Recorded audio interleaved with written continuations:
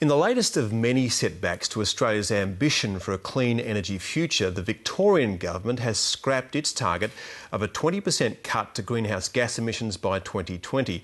Instead, it will aim for the national target of 5%, after an independent review found that the combination of both would have imposed a high price with little environmental effect. It comes as questions are raised about the federal government's $1.5 billion solar Flagships program. After 3 years, plans for Australia's first large-scale solar plants are still on the drawing board. Lisa Whitehead reports. If it was built today, the Moree solar farm planned for northwest New South Wales would be the world's biggest solar photovoltaic plant. Using technology similar to this plant in Spain, thousands of panels would capture the sun's rays to generate clean, green electricity. The Moree solar farm would power the city the size of Darwin, for example. The Moree solar farm was one of the first 2 winning bids in the federal government's Solar Flagships grant scheme. The federal government earmarked $750 million for the Moree solar farm and a solar thermal gas hybrid plant near Chinchilla in Queensland. It's going to be the biggest of its kind in the world, right here, a solar dawn in Queensland. Grand designs indeed, but they haven't left the drawing board and both failed to meet financial deadlines. So why is the solar flagship scheme stalling? What we've got is the government just arbitrarily picking projects for whatever reason, whether it's a political reason or what have you. They're getting it wrong. Really, it was a thought bubble of a series of politicians that wouldn't it be impressive for us to build a really, really big project, in fact the biggest in the world. The federal government provides 1/3 of the funding needed to build the big solar projects. The other 2/3 have to be raised from the private sector. To secure that investment, solar plant developers have to lock in contracts to sell the solar power. To do that, they must strike deals with electricity retailers who on-sell the power to businesses and households, and that's proving to be the snag. Pacific Hydro is a partner in the consortium planning to build the Moree solar farm. One of the biggest problems is there's only 3 large retailers in the country that could sensibly buy this sort of volume of energy, and 2 of them are competitors to us in the solar flagships process. Those competitors are AGL Energy and True Energy, 2 of Australia's biggest electricity and natural gas retailers. Both companies had rival projects competing for a Flagships grant. That leaves the other big energy retailer, Origin, as the Moree solar farm's most likely customer. Neither that consortium nor Origin would confirm they were in negotiations, but the Moree solar farm failed to secure any agreement to sell its solar electricity. We were pretty confident. We'd been in some discussions, and those discussions suggested that there could be a deal done, but in the end of the day it didn't turn out to be the case. Without an agreement, the Moree solar farm project was in trouble.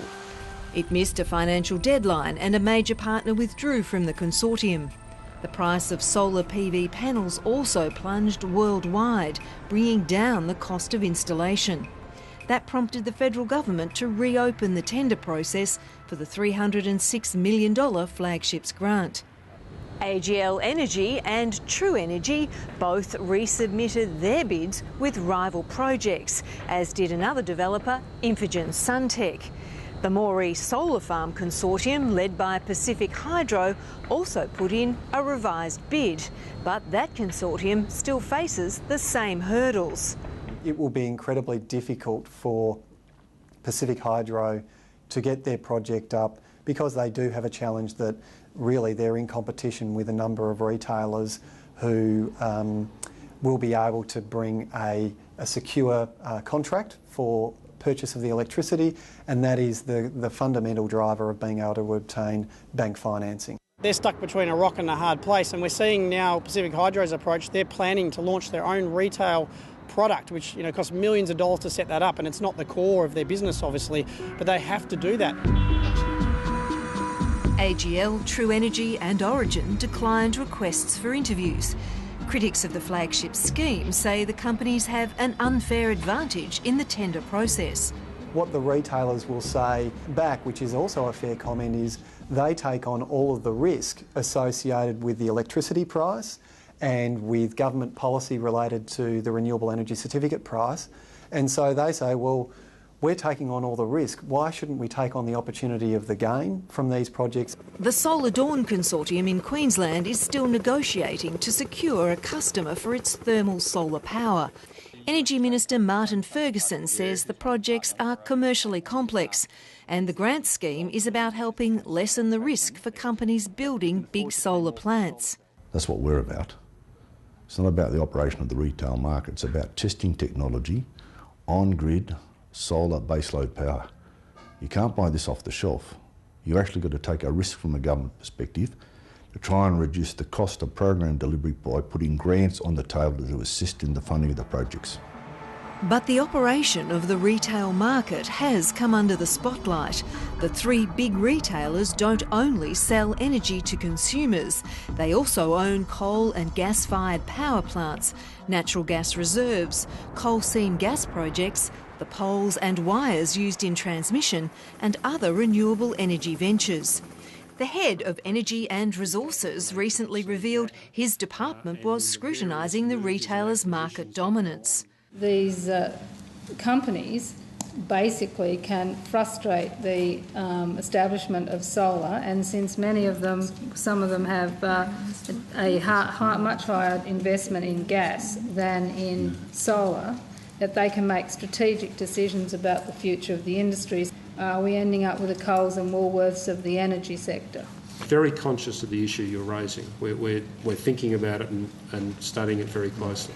The Energy Minister maintains the big three aren't the only customers for large-scale solar power. There's also the question of an opportunity to actually enter into an agreement with a major user of energy, which could be attractive, for example, to the resources sector who desire to be supportive of green energy technology. But without a sod turned at Moree or Chinchilla, the scheme to boost green energy technology is seen to be struggling to deliver on its promise to build a vibrant solar industry. Lisa Whitehead reporting.